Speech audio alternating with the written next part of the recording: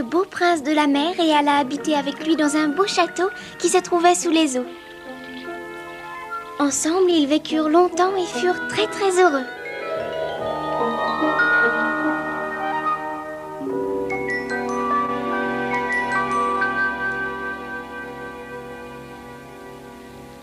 Oh, c'est beau! J'aimerais que l'histoire continue.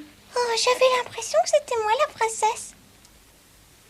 Tu sais, Lottie, c'est normal et c'est bien que tu te prennes pour cette princesse. Moi aussi, je m'identifie toujours à l'héroïne des histoires que je lis. Je pense que c'est une chose merveilleuse de pouvoir le faire car ça permet de s'évader et de vivre plusieurs vies en même temps. Oh oui, c'est vrai, Sarah a raison. Oui, mais moi, j'y arrive qu'avec les histoires qui me plaisent et il y en a plein que j'aime pas. Tu n'as qu'à faire un effort et te convaincre que toutes les histoires te plaisent. Quel vacarme infernal! Voulez-vous vous taire un peu? De toute façon, Sarah a tort. Il ne faut jamais faire un effort pour faire semblant d'aimer quelque chose. Moi, je fais ce que ma mère dit toujours. Faire semblant d'être quelqu'un d'autre est une mauvaise habitude à prendre pour la vie. Allons, Lottie, ne pleure pas, ma chérie.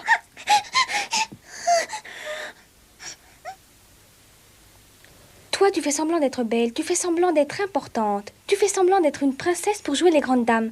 Et en fait, tu n'es rien d'autre qu'une prétentieuse. Mais pourquoi dis-tu ça, enfin? Je n'ai jamais fait semblant d'être une princesse. C'est vrai, elle n'a jamais fait semblant d'être une princesse. Elle fait semblant d'être ma mère. Tu devrais te taire, Lottie. Tu n'es qu'une pleurnicheuse. Je suis pas une pleurnicheuse. Et ma maman, c'est Sarah. Qu'est-ce que ça veut dire que Sarah est ta maman? C'est ridicule que Sarah fasse semblant d'être ta mère. Et ta vraie mère ne reviendra jamais avec toi. Là, tu exagères. Tu es vraiment méchante, Lavinia. Ça n'est pas gentil ce que tu as dit. Je ne crois pas que ce soit la meilleure manière de parler à une petite fille comme Lottie. Alors maintenant, tu penses pouvoir me commander parce qu'on t'a choisi pour représenter le collège? Mais pas du tout. Tu es méchante, Lavinia. Ah oui! Ça va, Lottie, Lottie, ça va.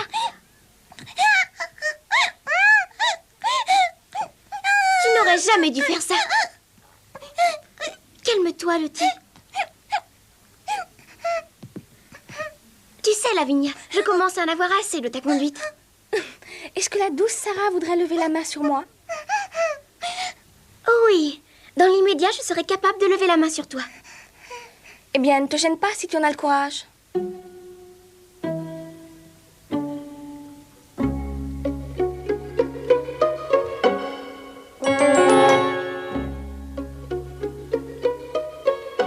Cette idée m'a effleurée, mais maintenant j'ai retrouvé mon calme. Jamais je ne ferai une telle chose, jamais.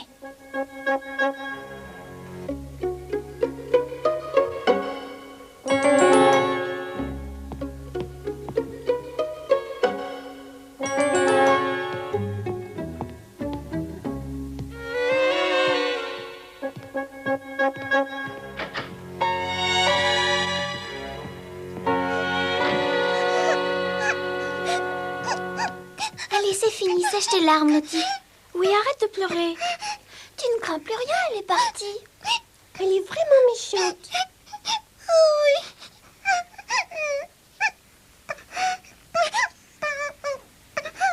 Moi aussi, je suis peut-être responsable.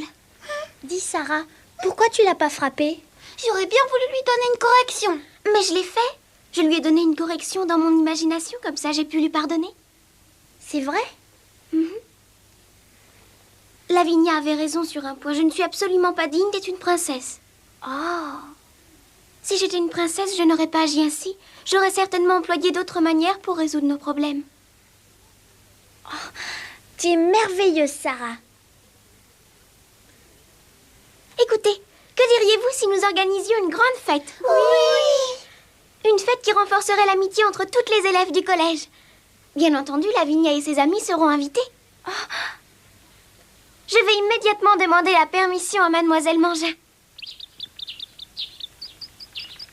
En fait, ce que vous sollicitez, c'est mon autorisation pour donner une fête dans votre chambre. Oui, mademoiselle, mais j'aurai également besoin de votre permission pour aller effectuer quelques achats. Oh, c'est une charmante idée que cette fête, mademoiselle. Amélia?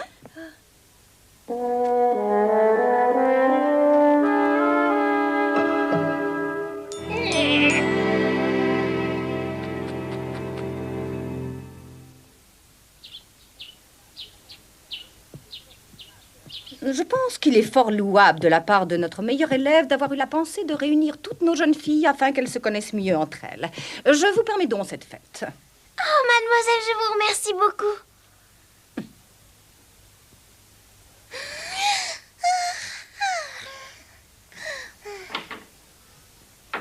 Alors, Sarah? Alors, elle veut bien? Oui, Marguerite, tu feras les courses avec moi. Et Lottie ira annoncer la fête à tout le monde.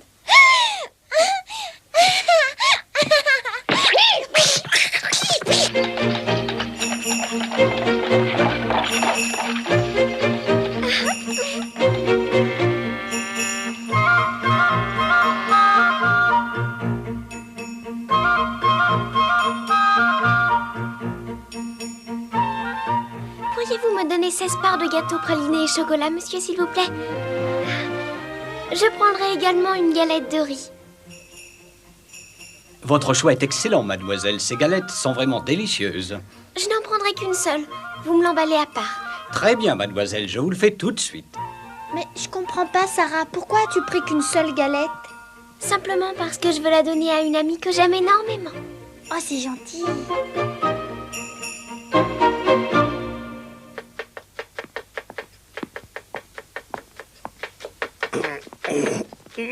Oh. Au lieu de rêver, tu ferais mieux de regarder devant toi. Oh, quel désastre! Excusez-moi, monsieur James. Tu es une maladroite.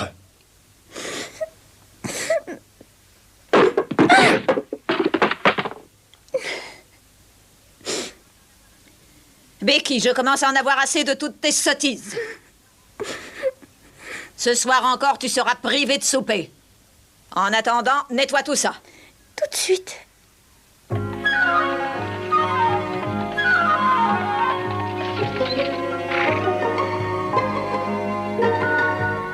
Je te remercie beaucoup, Peter.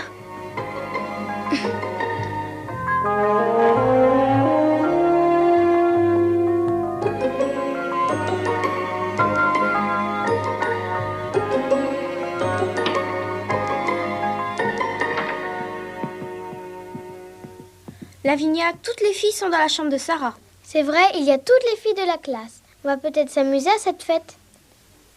Tu n'as aucune illusion à te faire, Gertrude. Nous n'y serons pas conviés. Pourquoi? C'est Sarah qui les a convaincus de venir. J'imagine très bien de quelle façon elle s'y est prise.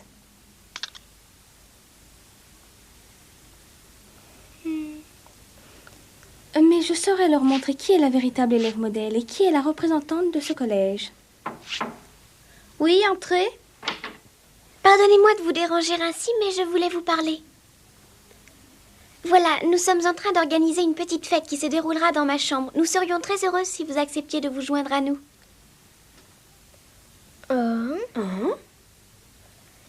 Alors venez très vite, nous vous attendons. Je suis certaine que cette invitation est un piège. Tu te rends compte, elle nous a invités. Au fond, elle n'est pas si méchante que ça. Non, et même si elle représente le collège, elle n'est pas prétentieuse. Oh, pardonne-moi, Lavinia, ne tiens pas compte de ce que j'ai dit. Je vois bien que toutes les deux vous vous montez contre moi pour vous mettre avec Sarah. Mais pas du tout, Lavinia, tu te trompes. Puisque ça vous fait plaisir, allez rejoindre cette Sarah dans sa chambre. Ah. De toute façon, ça m'est complètement égal que vous y alliez. Tu sais, on va juste voir ce qui se passe là-bas. Oui, et on revient tout de suite.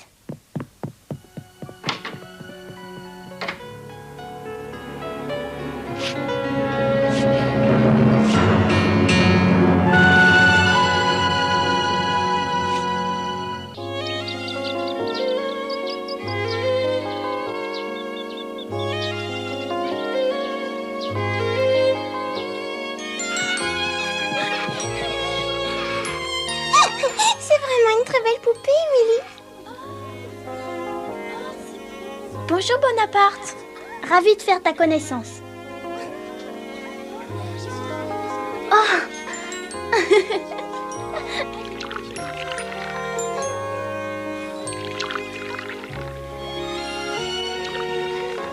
Ton goûter est parfaitement réussi, tous mes compliments. Ça me fait plaisir que vous ayez toutes répondu à mon invitation. Maman Sarah, est-ce que je peux donner du thé à Émilie? Bien sûr, tu peux lui donner à boire. Oh, oui.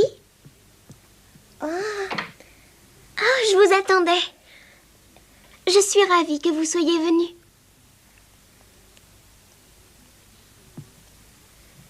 Je vous en prie, entrez.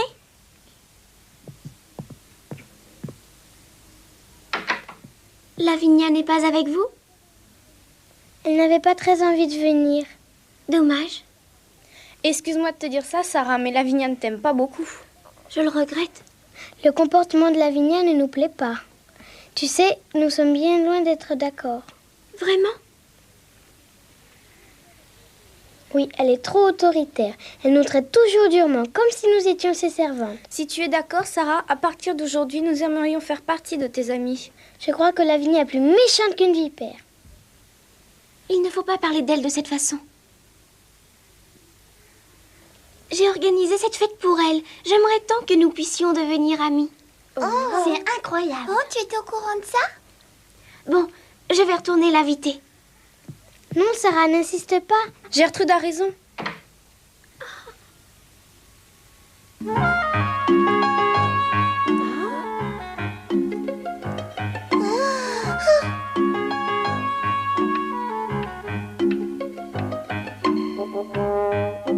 Sois la bienvenue, Lavinia. Ta présence nous fait plaisir à toutes ici. Entre, ne reste pas sur le palier.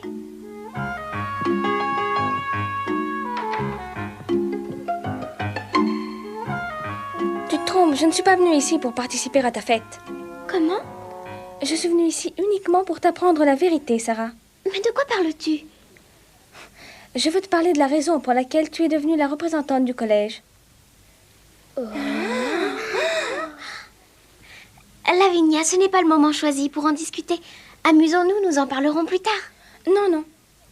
Je veux que tout le monde entende ce que j'ai à dire. Écoutez-moi. Il ne faudrait pas que vous pensiez que Sarah est devenue représentante du collège parce qu'elle est meilleure élève que moi. La véritable raison est uniquement l'intérêt, car le père de Sarah est très riche et que mademoiselle Mangin est avide. Lavinia, mais...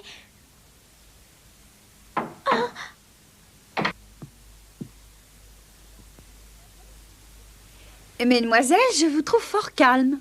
Je croyais que votre petite fête serait beaucoup plus animée. C'est pour vous, mademoiselle Crew. C'est une lettre de votre père. Elle vient des Indes.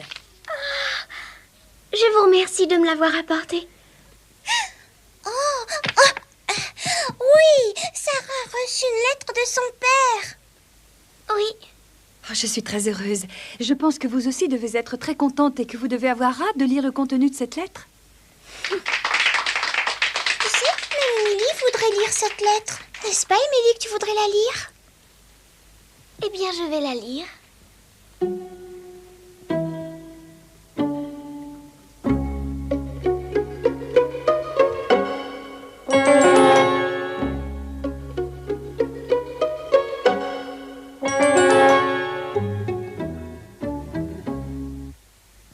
Oh, mon cher papa. Mais qu'est-ce que t'attends pour nous lire ce que t'as écrit ton papa? Dans cette lettre, mon père m'informe qu'il est sur le point de conclure une nouvelle affaire aux Indes. Oh, qu'est-ce que c'est que cette nouvelle affaire? Ah, il semble s'agir d'une mine de diamants. Ce serait bien.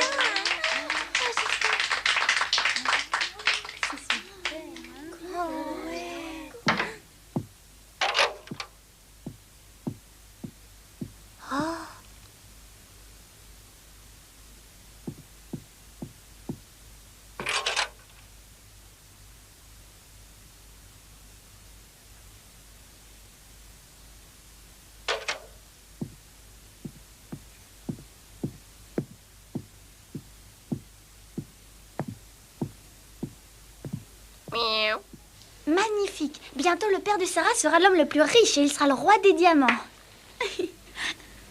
Non, je ne pense pas. Mais si, il sera très riche. Et comme ça, Sarah deviendra la belle princesse des diamants.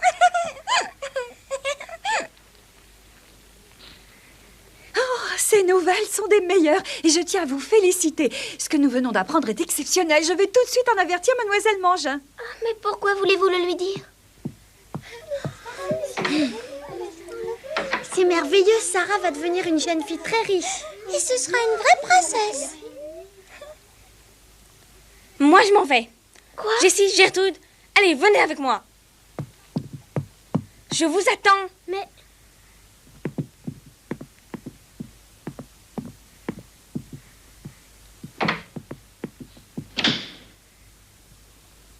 Que me dites-vous, ma sœur?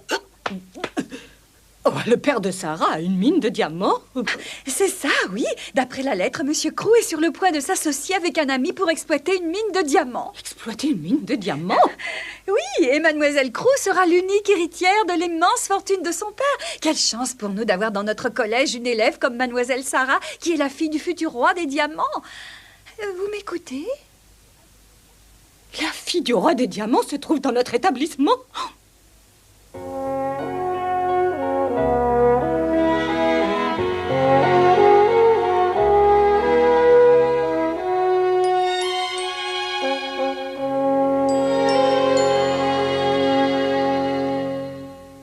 Alors il paraît que le père de cette demoiselle va devenir l'un des hommes les plus riches du monde. Oui, toutes les élèves du collège n'arrêtent pas de parler de ça. D'ailleurs, moi aussi, j'ai l'impression de rêver. moi aussi, je suis content. Vous vous rendez compte, je suis le responsable de l'attelage de la fille du roi des diamants.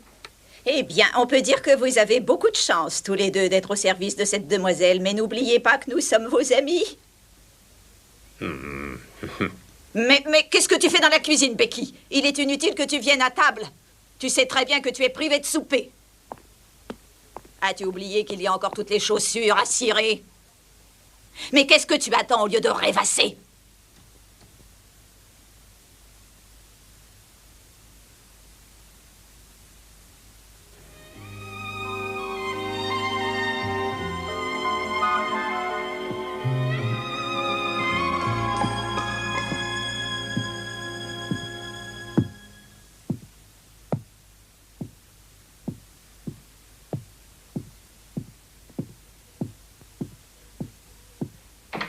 Becky, tu es là? Oh, bonsoir, mademoiselle. Viens, je t'attendais. Oh, vous m'attendiez? Chut. Entre.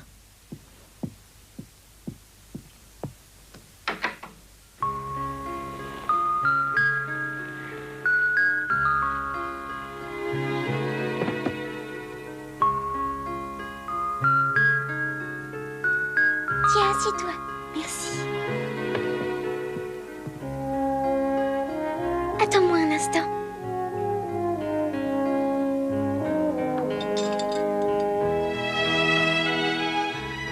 C'est un gâteau de riz que j'ai acheté spécialement pour toi.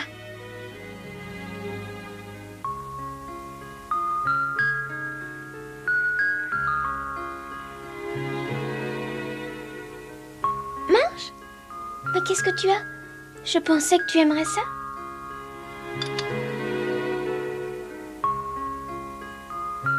C'est bon. Je vous remercie, mademoiselle Sarah. Vous êtes très gentille. Aujourd'hui, j'ai été privée de souper parce que j'avais fait des bêtises. Le gâteau de l'autre jour était très bon, il fondait dans la bouche. Mais celui-ci me fait encore plus plaisir car aujourd'hui, je mourrais tellement de faim que j'ai bien failli en pleurer. Oh, j'avoue ne pas savoir ce que c'est que d'avoir faim, mais j'imagine la sensation.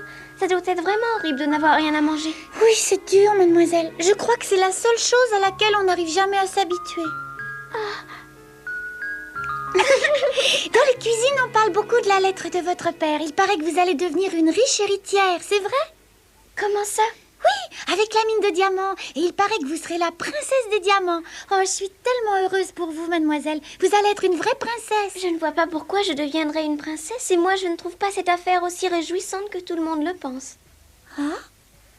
Oh, bien sûr, je suis heureuse que mon papa réussisse dans cette affaire, mais cette mine ne changera rien en mon comportement. Je resterai toujours moi-même, la Sarah d'avant. Oh, mademoiselle. Oh, mon Dieu, il est tard. Il te reste très peu de temps pour dormir. Oh, c'est pas grave. Maintenant que j'ai de quoi manger, je vais aller me régaler dans ma chambre. Bien sûr, et repose-toi un peu. Il va falloir que je fasse très attention de ne pas laisser tomber la moindre miette. Sinon, dans la demi-heure qui suit, ma chambre va être envahie de souris.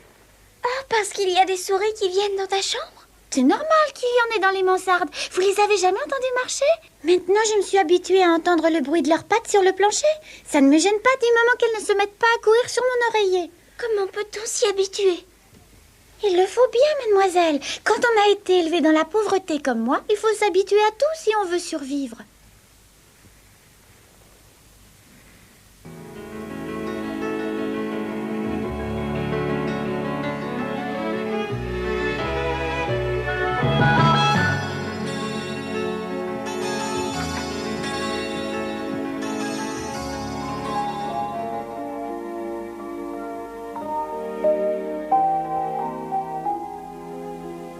Becky vit dans une mansarde avec des souris.